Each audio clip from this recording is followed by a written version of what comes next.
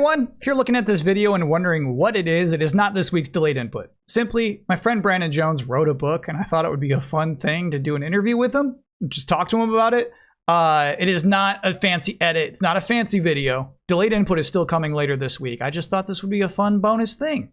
Hope you enjoy it. Brandon Jones, co-founder of Game Trailers, the voice of Easy Allies, author. Novelist. You prefer novelist? All right, let me write that novelist. Okay.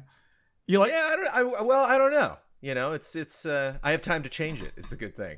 That was that's what currently stands on my Twitter account. It says novelist. Yeah. Really? Does it say? Because go ahead. Because I'm not going to write like a history of Rome or some, like I'm just going to dabble in fiction. I think I'll just be doing that. I'm not going to write like a textbook for like a high school so I think that's what like author means, is that you like, oh, I write all sorts of stuff. No. I wrote a nonfiction about Benjamin Franklin. Like, no. Author means you write anything my book. I'm writing novels. I feel like you're discrediting yourself already. Oh, okay. Let's start the video. I would like, actually, there's a place I would like to start, Brandon Jones. You and I used to work at Game Trailers together. The company was sold from Viacom to Defy Media in 2014. Right. And we had a private conversation. And you talked to me. You said, this might be my way out. I might be like, I don't know if I can do this whole thing anymore. Actually, dude, I kind of just want to write. Do you remember this? Sure. Oh, yeah. And so create my own content. Yeah. Right. And so here we are almost 10 years later, and you've written a book. I'm like so happy and proud that it's happened. Thank you, Kyle. And thank you for having me on. This just for the record, this is Kyle. I wasn't like hitting up everybody. Hey, Kyle, I know you're busy. If I could just sneak into your channel. This was just like, boom, out of nowhere. Got the text from Kyle. So this is a big deal. I really appreciate it, Kyle. Yeah.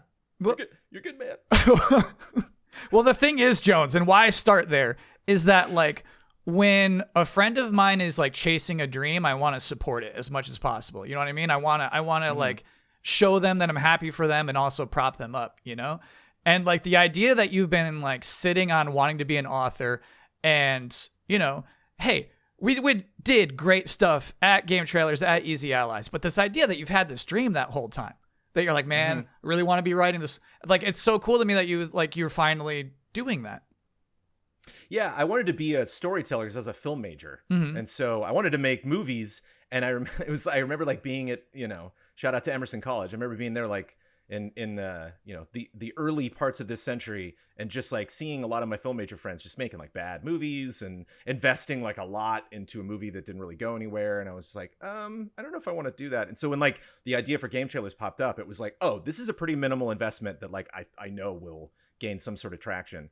And so I just was always like scared to really like make a short film or something. I'm like, do I really want to put like 20 grand into something that like, oh, well, it didn't go anywhere. And so this seemed like a much more minimal investment. And I'm just totally in charge of the whole thing. It's like I don't have to worry about anybody stepping in and being like, I don't like that character. Because like, so I self-published this, so I don't have a publisher being like, you maybe change that. So it was very empowering just to be able to like barf out the whole thing. I feel like you told me pretty early into COVID that you're taking writing lessons. Well, that was recent, right? Yeah, I took 2 classes at UCLA. Took 2 online courses. Okay, so I have to be honest with you. Fun. Even at that point, I thought, okay, there's no way Jones writes a book. Fair. There's no way most people write a book. Like the stats are grim. Like people that, and it's fun. I have an author friend that got really sad because she was like, did you know only like 5% of like humans read books? It's like, yeah. Seems high even. That tracks. I mean, if you think, like we did gaming for so long, I mean, you're still, streaming games. Like it's a small percentage of like human beings that like play console AAA video games. Yeah. Like it's a huge industry, but that's what's great about humans is that there's just all sorts of really cool, we're all separated into, these really cool hobbies and weird interests. And like, no, there's not one interest that other than maybe like, European football that just like, whoa, there are a lot of countries that are in on this. At least 10%. Right. But Jones, here's what I'm like confused by, or at least what I want to know is like, what was the drive? What did you just said one day, like, I'm going to go back to school. I'm going to take a class. Yeah, when I graduated from college, I was like, never again. I'm never taking classes. Yeah. And shout out to my wife, Amanda Troop, actor. And she takes classes all the time. You know, she's taking like a sword fighting class right now. She took like, oh hell yeah, you know, like a silk class that she's taking where she's like spinning around in silks and like she's like always doing something like new stuff. She takes acting classes all the time, and I was like, no, like I couldn't. Like in school, I went from being an acting major into a film major because I couldn't take being criticized as an actor. I was like, oh, this is hard. Like I can't, I don't want to do this anymore. And so it was a little scary, like, and kind of tiring to be like, oh, I'm gonna have a teacher. And like, oh, I got homework now. Like, but especially jumping into like a completely new trade or a new skill set is like really exciting. Being like, whoa, in 2 hours, I just learned a lot. And like, whoa, I just read a really good book and it was really fun. Exciting to talk about it. And you can imagine me in a Zoom class, like half the students are just kind of like low in the camera and just not really talking that much. And I'm like, okay, remains of the day. Let's talk about it. You know, like, yeah, because that's what I'm actually really curious, like how you did in the classes. Were you one of the best students, or were you like right there in the middle? I was one of the most talkative, that's for sure. Yeah, I really had to like, you know, I almost put like a post-it on the camera, just be like, don't talk less. You don't always have to raise your hands. You know, because I was so pumped. And I think the other thing is like I talked to a lot of people that were like, oh, I'm really struggling to finish this book. I don't know if I'm going to do it. And I'm like, I am, book or bust. Like I'm getting this done, whether it's good or not, whether I feel confident in it, whether, you know, I know I'm going to get good sales, or I'm like, I really just to have done it, you know. And I kind of rushed it, you know, like I could have, I don't know what like a couple more months of just like really combing through it would have done to like make the book better. But I'm just like, I want to get past that hump where it's like, okay, now I'm actually a published author. Now I can talk with Kyle Bossman, and this is not something I want to do. This is something I have done. Yeah. So yeah, I didn't take novel 3. I just took novel 1 and 2. And I have friends that are in novel 3 or novel 4 now. And I'm like, maybe I'll go back, but I'm pretty good. Wait, so which is the one that is it 1 or 2 that you've just published? Oh, novel 2, Roman numeral 2, as in like on the syllabus of UCLA. Like I took novel 1, that novel 1 class, and then moved on to novel 2. Sorry. So there's more? More classes to take or more books to write? More classes to take. It goes up to like 6, 7, 8. Yeah, it's intense. Oh, okay. So I'm just like, I think after 2 classes, I think my book should be done. You know, I got it. Novel 3 should be like a new book. Yeah. Well, cause the other thing too is like I think your first book shouldn't be like amazing. Like I was not killing myself to like have the first book just be like, you know, fantastic. Which is why I picked like a subject matter that was very close like to my heart, something that I knew. I was able to like invent the place the book occurs in, and so I can like make up my rules. I won't have somebody come in and be like, actually, that city doesn't work that way, or like in this time period that doesn't work. Now hold on a damn minute. You can't come at me because this is the thing I made. Jones, I appreciate your honesty here in this video, but also we're here to promote your book, and you just said I'm not trying to make it fantastic. One of the things I really struggled with, that I think if you are a solo, because like everything I did at Game Shows Easy Allies was all collaboration, and this was like, oh no, this is my thing. Yeah. And so I had like an existential crisis one day where I was like, when is this going to be done? Like at what point am I going to realize like I'm done with my book? Yeah. You know, it's like I'm just going to have to hit a point where I'm like, it's the best I think it's the best I can make it. I feel comfortable with it at this point because like I know like a year from now I'm going to be reading a chapter and be like, ugh, you know, like I could, you know, or have some idea of like, oh, maybe I could have slipped in this scene, or this character could have said this thing at this moment, or like I after like I sent off the final print and was like, yeah, like celebrated. Like I one point I mentioned 2 characters look east and they actually look west. I'm just like, forget it. It's just fine. You know, like there's just no way. Wait, so and I can like revise it, you know, so like the second edition you can get will have that all important correction. But all right, I want to get back to that particular point, but we haven't even talked about it. What is the book? So the book is called Whirly World. Ooh. It is. Show me how thick that is. It's 2. Well, this is it's actually smaller than this because Amanda pointed out that here I'll pick an earlier page so I don't like to do spoilers on the screen. Okay. She pointed out that the left side is also justified, meaning like on the right it's like whoop, it's all in a straight line, and the left side should be as well. So all of these words on the left side should all be in a straight line all the way down. And I was like, oh, thanks for that tip. And so in the version paperback that you all can buy now, it's fixed. This is not that finished version.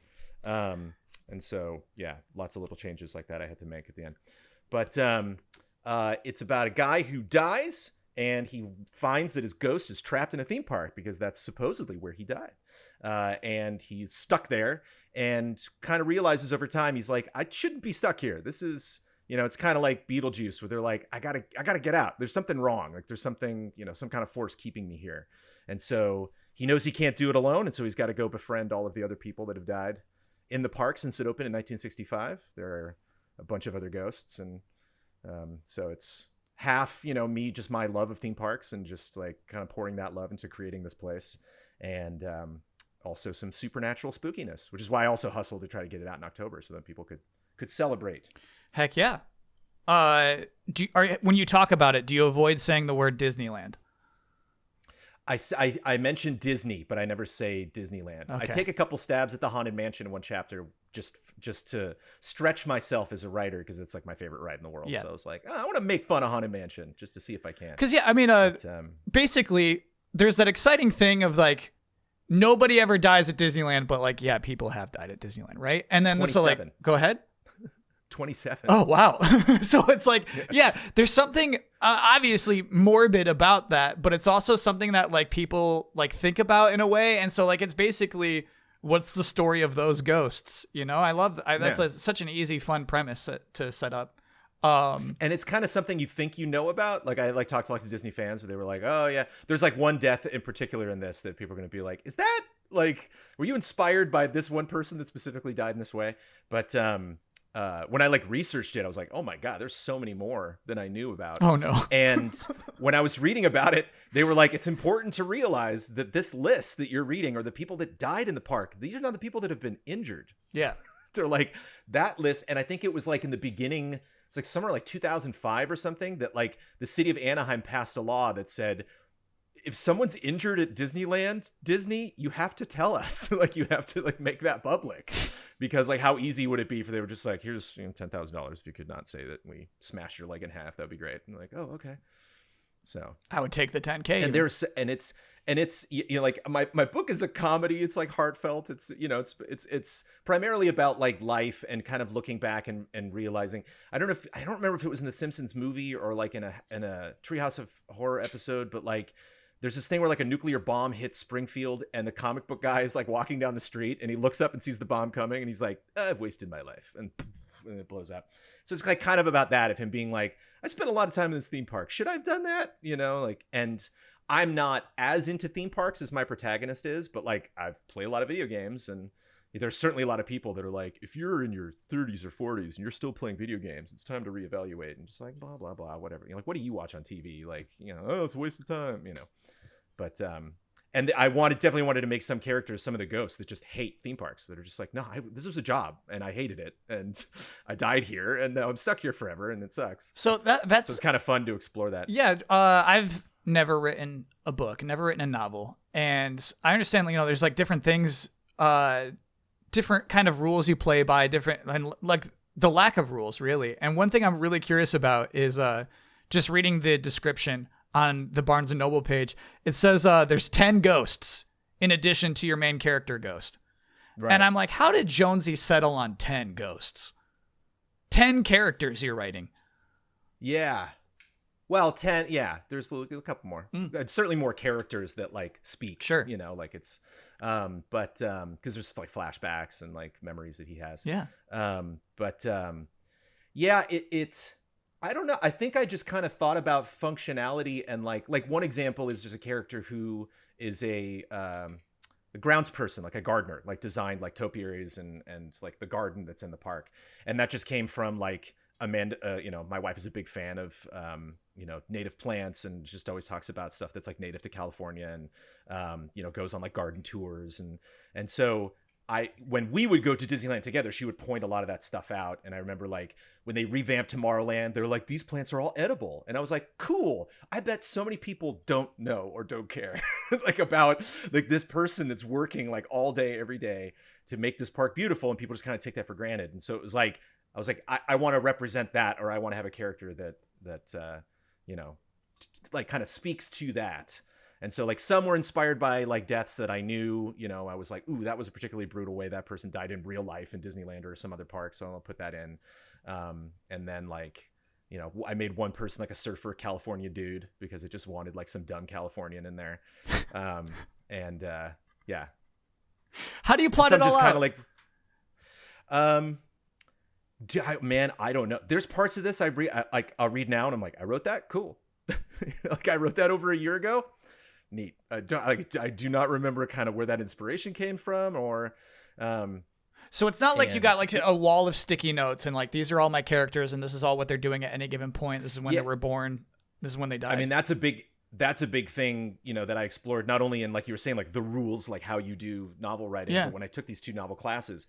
Shout out to my teachers. They were really great at UCLA, but the other students were like where I got most of my lessons from, just seeing like, how did you outline this? Whoa. Like, I'm never going to do it that way, but that's fascinating. I talked to some people that like if George R. R. Martin has always infamously said, like, I just follow the characters. Like, I don't have an ending that I'm like, it's got to get here. Like if Cersei Lannister wants to do this, there goes the story, you know? And so I only did that like a couple times where I like wanted something to happen. Then I was like, that doesn't make sense. Like that person wouldn't do that. All right. But I am a strict outline. Like I wrote chapter. And then that only changed because I would hit a point in the story where I would be like, this chapter is now like, you know, 50 pages. I got to split this up. And so I would like be like, okay, I'm going to make a kind of a clear chapter ending here and then move on. Or, there was one point where Amanda called me out and she was like, this should be its own chapter. She's like, you need like 5 more pages right here. And I was like, oh, okay. So it moved to 22 chapters instead of 21. Yeah. And I mean, that's just more of a vibe or a feeling thing than like any like, oh, a chapter must have this many pages or like this many things must happen in a chapter. Yeah. Yeah. It's like, for like early writers, that's like one of the big things is like when you finish a chapter, like something has to have just happened. Like something like the story has to have just like, oh, like not necessarily like a Dan Brown, like dun, dun, dun, like a huge cliffhanger, but like you like, oh, I see why we're now going to start a new chapter because I now have that information. And now, you know, either we're switching to another character or like, oh, like stuff just changed. But do you have to have a pace of funny moments too? You have to have a dun, dun, dun, but do you also have to have ha-ha-has? Comedy is the scariest thing I can possibly think of. Yeah. Like I had jokes that just kind of came up organically. I was never like, okay, I need to have a joke here. You know, like, is this book funny? I don't know. You called it a comedy. You called it a comedy. Like one of the first things you said about it. Yeah. I wanted to be, well, it's called Whirly World, and I originally called it Escape from Whirly World because I wanted it to feel like a Goosebumps novel. Yeah. Like I wanted it to be like, and I read, shout out to R.L. Stine wrote the Goosebumps, right? Like he has a whole series that's like called, what is it? It's like Monster World or something, where he has his own like, and you know, this is like ghosts walking around a regular theme park, but like his theme park saga is like Spooky Land. So like they're ghosts and monsters and the crazy stuff. And I like saw it in the library and was like, well, I have to read all of these. Just so you don't do what he does, right? Yeah, just kind of to be, you know, just to kind of like get in the mood. But like, as I am now thinking about the next book I want to write, the outlining part is the best. Like that, everything else is just like homework, you know, it's just, oh God, here we go. Time to like get back in and like actually write this chapter. But conceiving of it is like, you know, definitely the most fun. That is so funny. Yeah. We're different writers who write different things, right? But like for me, hate outlining. And I love the flow of like sometimes your writing does conflict with your outline. You are, just as you said, oh, this character wouldn't say that right now. That's the fun. That's me. That's the funnest part. It's scary. Yeah, the term that I learned for that is plot puppet, where like you make a character to think, you do this, you know, and oh like, my God, I love that term. That seems like the writer saying it, you know, like I love one of my favorite TV writers now is Mike Flanagan. I don't know if it's Flanagan or Flanagan, but who does Haunting a Hill House and then Bly Manor and then Midnight Club and Midnight Mass. And then now he's doing the Fall of the House of Usher. And like every now and then a character will have a monologue and it's like, hi, Mike. It's like, okay, this is very clearly, you know, Mike, just like, this is a dream you had or something, you know, like somebody will just go on a monologue and you're like, okay, you know, like, I don't necessarily know if this is your political belief, but this is definitely like a weird thought you had. And so like, yeah, I definitely have a scene where my protagonist is like, I like theme parks. What's wrong with that? Like, that's it. It's definitely me bleeding in a little bit. But Yeah, it's one thing I wonder about, Jones, because, hey, this is your first novel you've ever written in your life. And I feel like when you've absorbed something for so long before you create something, a lot of what goes into it is things that you don't like. Were you ever conscious of that as you're writing this book of like, oh, I don't want it to be this. I don't want it to be that. I don't want it to be like that. Yeah, boy, these are good. I got to remember these if I'm going to be on like podcasts and stuff promoting this. I got to find examples of these. What do you think that what are we doing here? Well, one is I got 2 S bombs and the word ass, but I have no F bombs. No, there's no like gore. It's like about death. It gets a little like heady, like it's, like all the characters are dead and talk about the fact that they are dead and they're no longer alive anymore. They miss their families and stuff. So like it gets a little dreary in that way, but like I wanted to make sure not to be like his eyeball popped out of his head and blah, Yeah.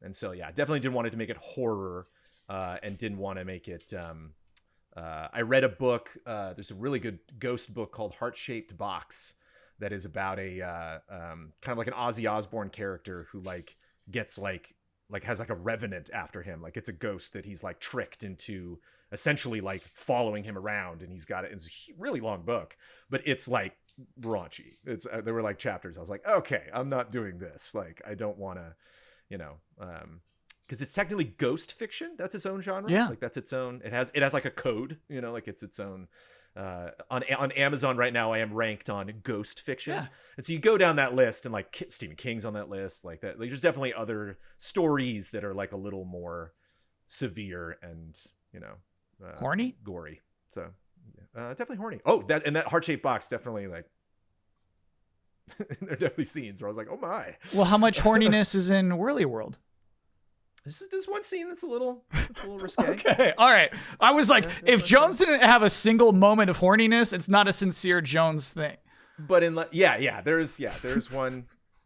there's one. Well, because he's a nerd, and so there's like some pretty girls in the story, and he kind of gets nervous around. Oh my God, Jones! He's a nerd. He's not. He said, to quote my book, one line he says, "Well, I can count the number of people I've kissed on one hand, and so I can't relate." And it's first person present, so you're in his head the whole time. So he's like talking about. Ooh, stuff, I like that. Which is weird. First person present, so weird, Bossman, because it's like no one does that. No one tells themselves a story while they're looking at something. Like, like if you go to a favorite restaurant or something, you're like, I remember the first time I went to this restaurant, I ate this meal and that was really delicious. You just think like, oh yeah, ravioli's tasty. Like you don't have paragraphs. And so it's interesting to write the story and have it like work, like read other stories that are, have this format and be like, okay, I have not like copied what they've done, but I understand the format and it works. And I understand the benefits of doing it in this format. I'm comfortable that this format works for this book, but it's just like, this is so weird, like freezing a moment for like 5 pages just to have him be like, before I literally take another footstep, I remember when my dad did blah, blah, blah, blah, blah. No. You can't think of it like that. Think of it like well, I mean, you already wrote the book, but to me, it's not annoying because they're trying it's too late now, Kyle. the character is trying to explain as much as possible, Right. But he's Jason Green. He's a theme park blogger. Yeah. And so that decision kind of also factored into my uncomfortableness with the first person present, where it's like, well, he does like to hear himself talk. Yeah. Which is something I identify with. Right. And so it's like that made me more comfortable when he was just like, oh, well, like right when he's about to go into like any location in the park, he's like, this was built in this, and this is why it's inspired by this, and blah, blah, blah. So he gets nervous in front of pretty ghosts. Yes. In this universe, when you're a ghost, do you still have like the scars of when you died?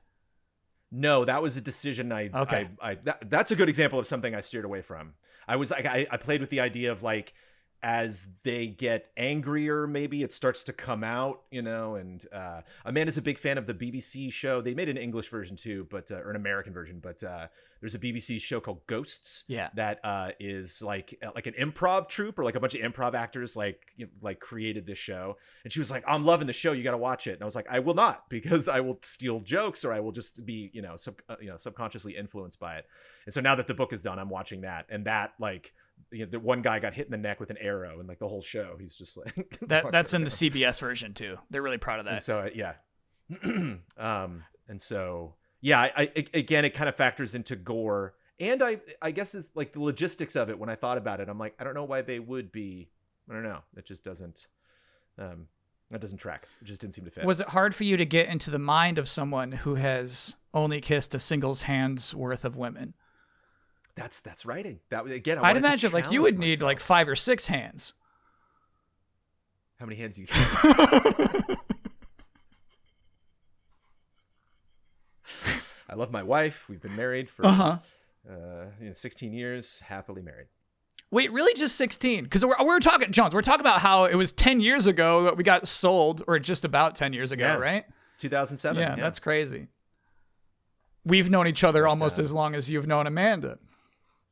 Well, I'm also like really into theme parks. So like it was interesting taking like my whole infatuation with theme parks and just cranking it up to 11, just being like, and one of the other things too, and I know this is not a question you asked, Bossman, but go ahead, ask yourself any questions you want. That was fascinating that I learned from novel 1 and 2 is the concept of the unreliable narrator. I like never really thought about that, where like the person narrating your book or telling the story to your reader doesn't have to be right, like half the time, and it's kind of fun as the reader to be like, wait a minute, like I disagree with you, and so like it gives you the reader agency, creates a little bit more mystery about really trying to figure out like what did happen, like is he lying to me or is he.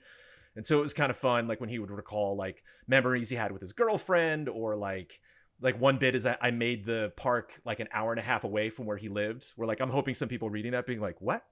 Like hour and a half? And you went there like twice a week, but like to him, he's like, yeah, it's no big deal. Yeah.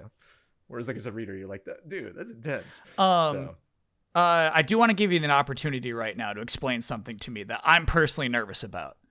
You said this man supposedly died at the theme park, and now you're talking about him as an unreliable narrator. Tell me for sure he dies at the theme park. He dies at the theme park. Okay. God, like I was so nervous. Like Jones just ruined his twist. He just ruined the I was so like I was sweating for you. Well, that's the other thing too. Is like twists. Yeah. Like I got a couple of like moments in there, and it's like, are these just painfully obvious, or I don't know. So I tried not to make the whole book like dependent on. How many people did you have read it ahead of time? 2. Oh. Yeah. So Amanda and an editor, and they're both. And yeah, shout out to Eve Porinchak, who copy edited the book. Were they both surprised by your twists? Amanda wasn't, because I chewed her ear off about this. But yeah, I got some good reactions from Eve. She was like, "Oh, very nice. Like, I didn't know that." Cool. And there's also just like you dig into each of the characters. Like when you meet all the ghosts, they're all pretty, 2-dimensional. And then like as you get to know them, it's like, oh, that's why he did that. Okay, or like that's how. Yeah. So fun. I hopefully want to make it, if there's not like twists, there's like a lot of discovery in the book. Like you learn, like the characters do fun things. They discover things they can do that they didn't know they can do as ghosts. And so hopefully there's a lot of that. Just like, oh, that's a fun, good for that character. One last question about the book itself is earlier you talked about how character looks east when they actually look west. Did you draw a map? Right. You got a map of this place? Somebody hasn't been following me on social media. Bam, baby. No, I have not been following you on social media. That is so cool. No, I'm just kidding. That is so cool. Yeah. Yeah, that's a no, that was key. Dude. That was and you know who you probably know Jeff Delgado. Yeah, right? That's Jeff Delgado. So did you? Jeff Delgado also made that. Very nice. I like your logo too. Oh, thanks. Yeah, Mitch Baker made that, who does a bunch of logo stuff and is an actor, has been in stuff with Amanda. But that if you follow me on Instagram, Trailer Jones on Instagram, I posted like my like sketch that I made that sent to him. Very cool. And like I showed that to my like novel classes, and they were like, "That's great." And I was like, "Shut up." Like this is me. Oh, got it. They said the sketch was just great. Yeah, they were like, "No, that could work. You could put that in the book." I'm like, "Yeah," as like the thing my protagonist made when he was like 8. Like this is not. But Jeff Delgado is a big Knott's Berry Farm fan, and he's made stuff for like Knott's Scary Farm and Knott's Berry Farm. And if you go to like knottsberryfarm.com, it's like his art. Oh, that's like so one of cool. the first things you see. Yeah, so he was he definitely understood the assignment, and he had a lot of fun with that. What's it like to self-publish? What's the actual process of that? I'm going through 2 different sites. I made an audiobook, which is currently being reviewed. And No, okay, walk me through all of this. Step by step. You know what I mean? You're talking to an audience who has no idea how to self-publish a book. So we'll do the print first. I went through a company called Ingram Spark, and I was empowered to do this because of Patreon. I was like, oh, well, I've done that. I've made my own stuff and found a third party to help me get that to an audience. And then, kind of like it cuts out a couple of middlemen. That and the publishing process isn't like that scary once you learn the ins and outs. It's just, I was like looking up publishing companies and they were like, we're not looking at manuscripts right now. We will begin that halfway through 2024. And I was like, I want to get this book out. I'm not going to wait. But so Ingram Spark, I don't know how it works with like offensive books, but you can just like, get a book out there. It's less about the content of the book and more like you can make a book look bad. Like it was totally on me to like make this look like an actual book, like make it, make sure everything fit and make sure like the font size was right. And, just spend a lot of time like pulling books off the shelf. Like, oh, okay, okay. Yeah, you upload the art and you can, I have the ebook that runs through that and the print, and then it just slowly rolls out. So like it's on Amazon right now, and Amazon's like, we ran out of copies. And I'm like, okay, I have no idea why, because it's just people put an order into Amazon and then it sends, the order to Ingram. And then the decision's up to you whether you want to like buy a bunch of books and then sell them yourself, like, because they'll print it. And then you're like, you're not going to sell this. I will set up my own website that has my own marketplace and I ship and I handle shipping costs and all that stuff. There are all these like things you can decide as a self-publisher to like keep cutting all of these people out of the process. And then you make 50 cents more, $2 more. And so the more you have Ingram Spark do, the less cut you make on every book. But I imagine like you'd prefer to just have it on Barnes & Noble, have it on Amazon, then make that $50 per 50 cents per book, right? Yeah. I think at this point I'm more eager to just get my name out there as a writer than like, make like a ton of money like on the book, because it's just not the reality of the publishing space at the moment. And then why do you have to be approved to do? Okay, go ahead. Sorry. And get, representation, see if I can get an agent. And it's not just like, I have this idea for a book. It's like, no, I'm holding it right now. It's out, So hopefully that helps me get my foot in the door. That's the next process. That's the next thing I'm starting. Yeah, I wanted to talk about next plans. Is like this huge feeling of emptiness, actually, because like when we would finish streams or videos, like at Easy Allies and Game Trailers, it's like, yes, like I got the podcast is up. Oh, I'm gonna go play games or I'm gonna go to sleep. And this book launched, and I was like, what do I do now? Like what? Where are the comments? Like I had like other audience friends that were like, you should party. I'm like, about what? Yeah, I get that. Got it. Yeah. Like I have just friends reading it on like Kindle and like, and like their little devices are on their phones or iPads and stuff. And I'm just like, what did you think? They're like, I'm on chapter 2, dude. I don't know. I'll let you know. Yeah. I'm just like, okay, let me know. It's been like, it hasn't even been a week. Came out last Friday. And it feels absolutely like forever. And then the other thing is there's a service called ACX, and that goes through Amazon. And then that is for audiobooks. And you have to get approved for this. This is why you're like, oh, I hope I get approved. What do you mean? It's I recorded the whole audiobook and edited it and then uploaded all the files, and then they're reviewing the book before they sell it. And is a computer doing that? Is a human doing that? Both? I don't know. So I wonder what that review is. What are they looking for? Right.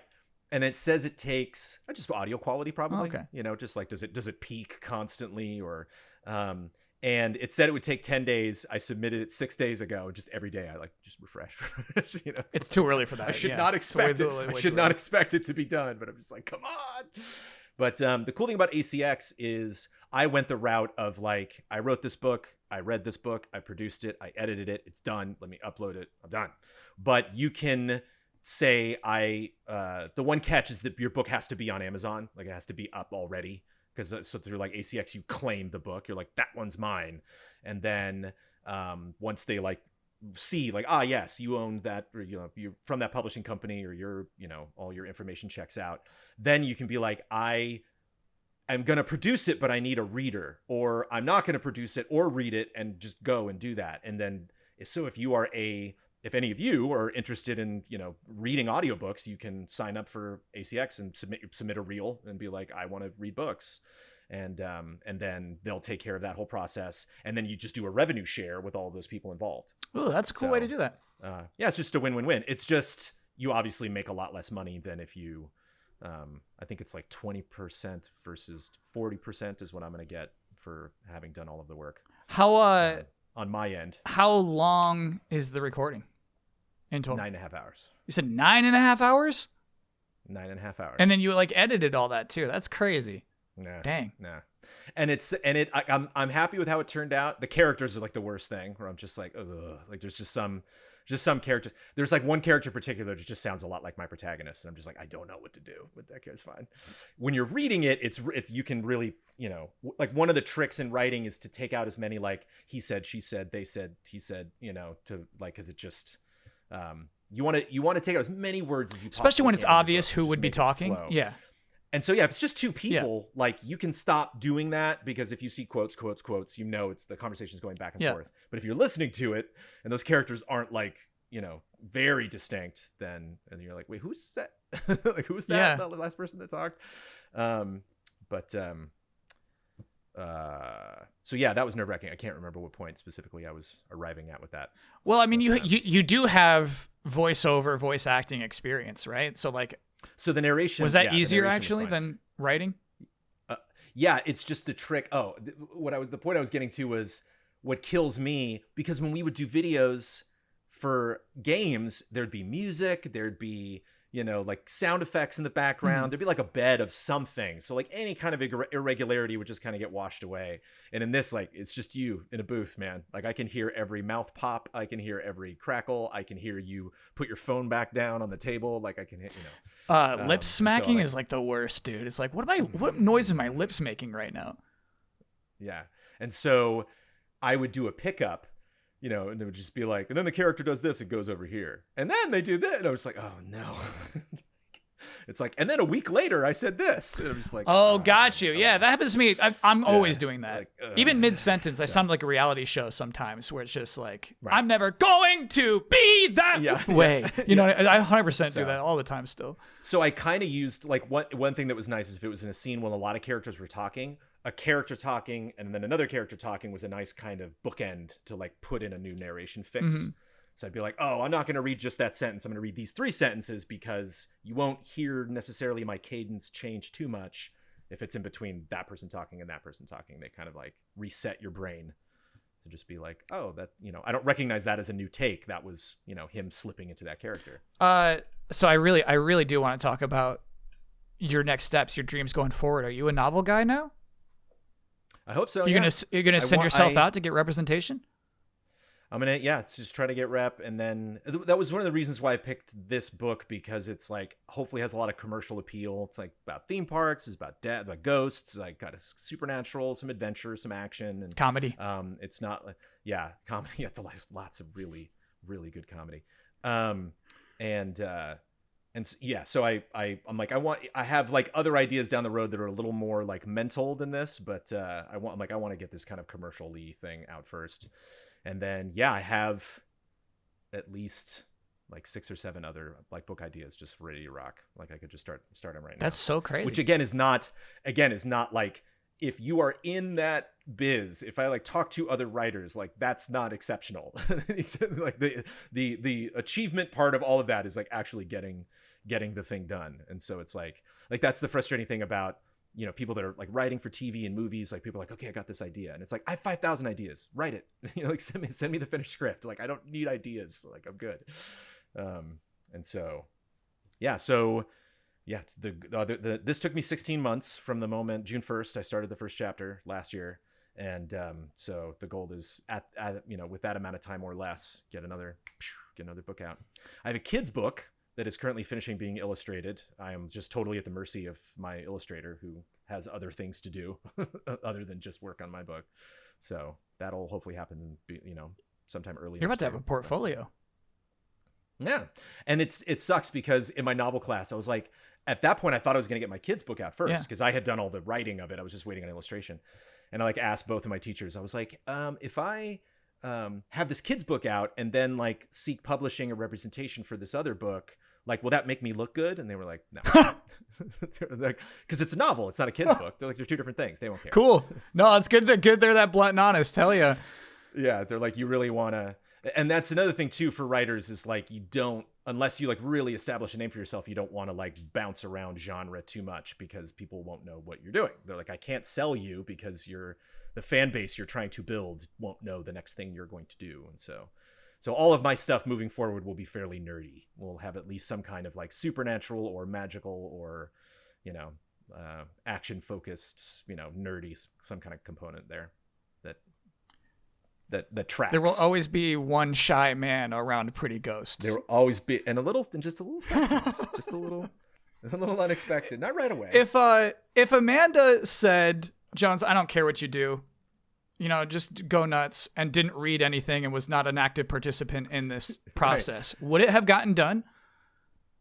There was definitely a transitional period where Amanda was like, this is too much. I can't, where I would like sit Amanda down and just yell at her for 2 hours and just be like, okay. And then this thing happens. And she's like, and it was just me being excited about finally doing this, like finally telling these stories and shout out to my friend Chris Lauer, who took like the brunt of that, where I would just like go over to his place and we would just sit in his backyard and, drink beer, and I was just, and you just sit there and smile, like, cool, man. That's cool. I don't do that anymore. Like I really just needed to like, just kind of get that energy out. Yeah. And then now there was definitely a transitional period where Amanda and I were like, how is this going to happen? Because she would do theater or she would do, TV and movies and all sorts of stuff. And we would sit down and watch her thing. And then it was over. And then we would talk about it. Where with this, there's not that, like it takes a long time to write a book. And so it's like, I just had a cool moment that I want to tell you, but we have a 4-year-old and we, there's like so easy for things to, for there to be distractions or there's just not a good time to do it. And so like finding the right outlet for me to communicate these things. Like for my next book, we were like driving in the car and I was like, so I had an idea this morning about a scene in my next book. Is now a good time to discuss this? I'm like, yes, please. Oh, like, cool. Okay. That's just, you just have to ask. That was nice. we've worked that out. Yeah. Do you want to, okay. So book talk over, unless it like any last minute, like, hey, I want to like, hey, viewer, if you're not yet convinced to check this out, what's the last appeal? I made a list of those the other day. That was like a recommendation I got from the book I was reading, where they're like write down 8 different elevator pitches. I love that. Like, try to figure out, what. And I kind of went through all of them. It's like, it's fun because it's about ghosts. It's a little, it's adults will enjoy it because it does deal with a lot of, like regret looking back on your life and a lot of like, even though it's about theme parks, it's about value of the things that you love. But it's also playful. I think if you were into theme parks, I think it's a pretty good lock. Like I'm like nervous about like directly hitting up people I know online, just to be like, I know you go to theme parks every week. I know you will like this book. But, don't, what? Don't do it. But if you let them discover it themselves, you know what I mean? Like don't put like anytime somebody does that to me, hell no. I know you're going to love this thing because of this. No way, dude. It's it's just a little bit Ghostbusters in there, a little Beetlejuice. Like if you're just kind of like into, it's not like full on scary stuff. Like there are creepy sections, but there's no like jumpy scares. So if you like supernatural stuff, if you like, I can't help but put like kind of, action sequences and stuff. Like I'm a big fan of stuff flipping over and blowing up. So there's like a little bit of that in there, but, hopefully it's fun. Cool. Enjoy. It's on, Barnes & Noble and Amazon are probably the 2 big marketplaces, but if you just search Brandon Jones Whirly World, you'll see a bunch of crazy places. It's crazy to see like Japan markets and just like, you're in Japan. Hell yeah. We'll see how this book goes in Japan. And then follow me on Trailer Jones, Twitter and Instagram, and I'll put up a big notice when the audiobook is done, because I had a lot of people that were like, awesome, congratulations, I will wait for the audiobook. And I was like, fair. Yeah. Because that's how I listen to books mostly. That's how I absorb stuff. And I mean, like, it's also you recording. Like, that's a thing. Yeah. That's a product, baby. Yeah. So there we go. Book talk. Okay, so I wanted to like ask you like how excited you are for Spider-Man 2, or if it's like not on your register at all. Where are you at with Spidey? I took a break off from games. Tears of the Kingdom was the last thing. I've like played a little bit of mobile and like on the iPad before I go to bed. I'll just like. I intentionally, Starfield was like super Assassin's Creed Mirage. I'm like, no, like held off. I'm shaking. bossy. I'm Oh, so you're in. You're going to allow yourself to play Spider-Man too. Oh, it's like a celebration because the boy is in school now. He's my son Milo's in elementary school. He's in kindergarten, and so 5 days a week he's at school, like for like hours. And so I'm just I'm like okay, like for him, for my family, I'm gonna get this book out. I'm gonna work and get this done. And I'm like telling Amanda, I'm like, starting on October 20th, the entire time he is in school, I'm going to be playing Spider-Man too. And I was a little like, I'll tell you one concern I had. Okay. And the reviews coming out, and especially like looking at that map and seeing like all the stuff they added to the east, and just like, oh my god, like this map is so huge, and I can't wait to check this out. And I know, having reviewed Spider-Man 1 and seeing how they marketed it, and then like going into Spider-Man 1 and being like, oh whoa, these characters are in it. Like I know there's stuff like that I thankfully have avoided with spoilers that like I don't, like I imagine there's like a whole arc or some crazy character that's in there that they haven't talked about. But like the whole like, I'm mean Peter Parker now. I was like, I don't know if I'm like, I hear you. I don't know if I want to like play that, like, I don't know if I want to like I like the symbiote story, but like being symbiote, like, I don't know if I want to be like, I'm all viscous. Like, Sean, this is great. I made a whole delayed input about that. Yeah. It's not really. And the comments are like, you're crazy, bro. He looks really cool. It's like, all right, fine. I mean, he does look cool. Like the symbiote arc, the Secret Wars and all that stuff is awesome, and like is very different. Like Spider-Man kind of recycle. I mean, all great comic book characters do. It's like, oh, this story again. And I saw that in the reviews where they were like, story's great. It's Spider-Man. Yeah. Like it's definitely, if you know this guy, he does the stuff. And so like, I love that story. I love the struggle. There's so many just like iconic images when he leaves the Fantastic Four lab and the symbiote's like, has the hand up against the glass, like, come back, Peter. Like it's great. But like personally, like embodying that, I'm like, I kind of want to switch back to just good old wholesome, Peter, and like kind of being confused, like conflicted, where it's like, should I be Miles for this? I don't know. I kind of, so there was just a little bit of like who I was going to be and what they were going to be doing at the time, where I was like, I hope I don't kind of like go adrift and get into that. But, now that like the promotion engine is really cranking up, and it's like, still sitting at 91. It's like, oh my God. Yeah. Here we go. Okay. Oh my God. Try not to think about it. October 20th. I totally checked my inbox at Easy Allies just to be like, maybe they just sent me. Maybe, maybe they did. You checked in at Easy Allies. I got it. That's so funny. Searched like Spider-Man 2. Like maybe, No, we're paying these days.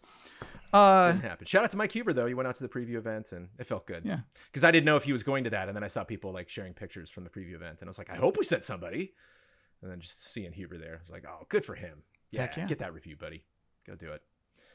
No, I am like, not only yay, it's going to be fun to play video games, and yay, there's a release coming up that I am excited for. Like maybe this gen, I think is like the most I've been excited for a game. Just like, yeah, like Zelda, I didn't start until like a week or two after it came out. I was like, I got time. I'm not, what a year. Holy cow. Yeah. I'm really impressed you, oh my God. You put that aside to say like, I'm going to finish this book. It's pretty cool. That was part of it. I'm talking to a new and Jones. That's the other thing. Yeah. And that's the other thing too, is just if anybody's listening to this and they're like, oh, we don't write a book. It's like, you have to sacrifice. It's not like you got to look at your list and really kind of figure out like all of it, cross all of it off. Wow. Just do it. Just get it done, because it is just bonkers how many times you're going to have to read that thing, and how many times you're going to have to hopefully bring other people in. Like I got a couple books on self-publishing, and it's funny when they're, it's like they have questions where it's just like, do you plan to copy edit your own book? Here's a tip. Don't. Yeah. Like you really need somebody to come in and like, like I have a couple characters in there that aren't ghosts, like just, teasers. Like there's just a couple like entities that show up in the book, and when one of them showed up, like my novel 1 class, we're like, I like that ghost. He was cool. And I was like, oh, that wasn't not a ghost. let me got it. Like so many assumptions that you don't make. Like there was like one like fight sequence, and I had like a character doing something, and then like moved to another character, and then like went back and just forgot what that character was doing. The story was just like, anyway, they're just there. And I was like, wait, no, he was like holding something. Like, and this is like 3 weeks before it published, I was like, oh shit, whoops. Yeah. So yeah, you really get in your own head, and it's very important. But at the same time, it's really tempting to be like, you get a copy. It's like really pick the right person and work with them, and invest. Like it's not like I definitely had to fork over some cash to like get people, to get the art done and get the copy editor, some people involved. To to make it good. But gulp. Cool. And yeah, the one thing that I feel good about now is that I'm not like, is it good? It's like, it's done. it's finished. Yeah. It's on my desk right now. I can just like move on, like when like Stephen King looks back on like, Carrie, like what what does he think? Like, oh yeah, this totally holds up to the stuff I write now. Like, of course not. Like he, the dumb videos we were making, 10, 15 years ago. I was like, no. We could definitely make better stuff now. It's a healthy perspective, really. Yeah. And that's art. There's nothing permanent about it. It's the next one, always, I just asked George Lucas. You can always change it. You can always go back.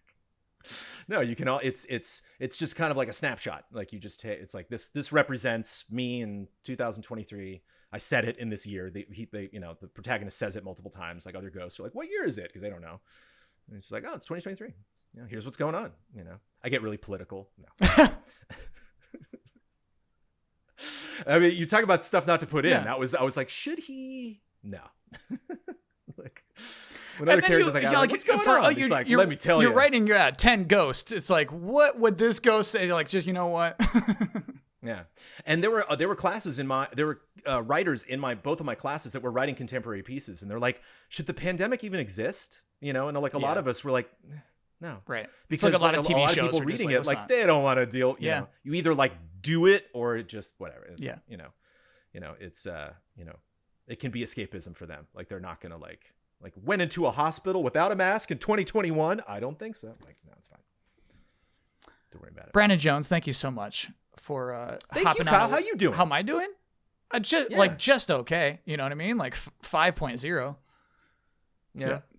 I loved, every time. Is the Game Awards prep starting? Are you starting to do a little writing? They don't pull me in for a while, but that's that's going. I love seeing the Game Awards, buddy. I love seeing you doing stuff. Big fan. Thank you for having me on. I really appreciate it. Yeah. I mean, that thing you just did, Kyle. All right. So like Game Awards writing is like not my best stuff, right? But it's like what you say. You move on. You're like, it's like, okay, now on to the next thing. Yeah. It's the Leo meme from Hollywood. I'm like, I know that guy. That's the guy. Do you ever wait when you? It's that guy used to street. When pass. you hear like somebody say like, the action adventure category is, you're like, oh, this is definitely Kyle. No, you do the promos. You do. Remember when you like, oh, let's check in on Keeley, and you open up the door, and then Keeley was like, "Get out of here, Kyle." Yeah, it's like, that's my guy. Jones. I feel like you like social media. Oh, I am. I have to now. I got to promote this for book. Me, those are the nothing moments. Those are social media. Those are like a TikTok. You're describing what I did for them. Yeah. Otherwise, I would have to like see your schedule, and like watch a stream and stuff. And like, I'm just not at the place like in my life right now emotionally where I'm ready to do that. So you're telling me you're just like, you're scrolling on your phone. You see one little social media promo that I do for the Game Awards, and you're like, oh, that's good stuff. That's what he's up to. That snapshot.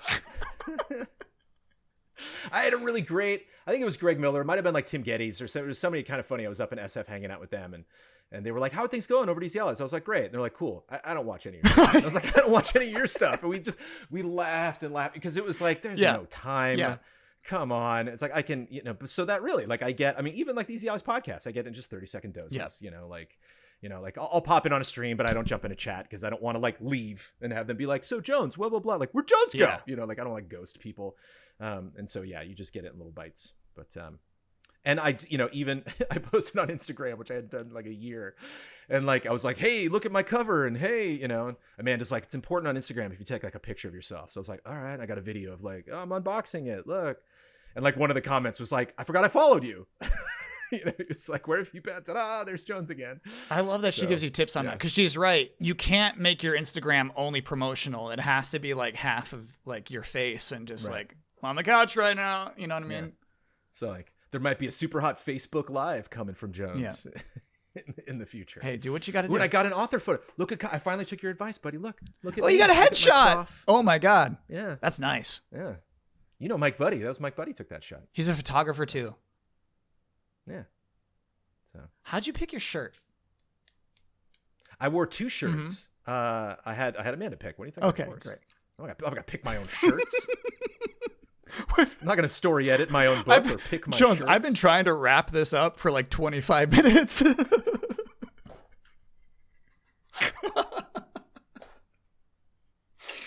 All right, thank you. I got no more ideas. Thank you so much, Jones. I love you, Cal. Yeah, absolutely. Jones, thank you so much. This is fun. And yeah, I just want to congrats on chasing your dream. And when I write the next one, I'll call you. I won't read. I'm not going to read her whole book. Like, you know what I mean? Like, it is work to help somebody write their book, you know? Oh, Right. you mean when it's done? Yeah, when the next book is Yeah, done. you're like, let's do another one of those videos. Yeah, I got it. Okay, Yeah. cool. Great. Get me on.